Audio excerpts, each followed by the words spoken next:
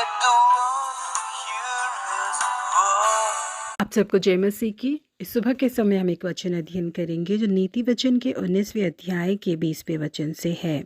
सम्मति को सुन ले और शिक्षा को ग्रहण कर कि तो अंतकाल में बुद्धिमान ठहरे। 16 साल के विलियम ने अपने आंखों में इन सपनों को सजा के कि वो अपने जीवन में निश्चय ही कुछ करके दिखाएगा, अपने घर को छोड़कर वहां से वो बाहर निकल गया। उसके पास केवल इतना ही सामान मौजूद था जिसे वो खुद अपने हाथों से ले जा सकता था। एक बार विलियम एक बुजुर्ग व्यक्ति से मिला जो कि एक जहाज के कप्तान थे और उनसे कहा कि मेरे परिवार की गरीबी के कारण मेरे माता पिता मेरा पालन पोषण नहीं कर सकते, इसीलिए मैं घर छोड़कर बाहर आ गया। उसके साथ ही विलियम ने उनसे कहा कि मुझे मोमबत्ती और साबुन बनाना बहुत ही अच्छी तरीके से आता है। उस बुजुर्ग कप्तान ने वहीं पर विलियम के लिए घुटने टेके और प्रार्थना करना शुरू किया। उसके बाद उन्होंने विलियम को कुछ सुझाव दिए। उन्होंने कहा कि विलियम, इस पूरे न्यूयॉर्क शहर में बेहतरीन साबुन को तैयार करने वाला व्यक्ति कोई एक तो बनने वाला है। क्यों, शायद वो तुम भी हो सकते हो। तुम एक अच्छे व्यक्ति बनकर जियो, अपने हृदय को यीशु मसीह को दो और जो परमेश्वर का है वो परमेश्वर को दो। तुम बेहतरीन तरीके के साबुनों को तैयार करो जिसका वजन कभी कम न हो। यदि तुम इन चीजों को करोगे तो तुम एक समृद्धि भरे ऐश्वर्यवान व्यक्ति बन पाओगे, करके उसको सुझाव दिया उन्होंने। केवल 16 साल के विलियम ने, कैप्टन ने उसे जो कुछ सलाह दी उन सारे सलाह को बहुत ही ध्यान से सुन लिया। समय बीतता गया, वो लड़का न केवल एक अमीर उद्योगपति बना बल्कि परमेश्वर के कार्य के लिए करोड़ों रुपए को दान देने वाला एक व्यक्ति बना। वो 16 साल का नौजवान और कोई नहीं था बल्कि वो विलियम कोलगेट ही थे,